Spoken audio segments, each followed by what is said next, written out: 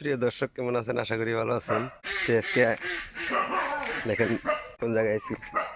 এই কুত্তা দেড় করে আমার মেঘালা মানকেশ্বর বর্ডার। দেখেন জায়গাগুলো দেখাই। এই যে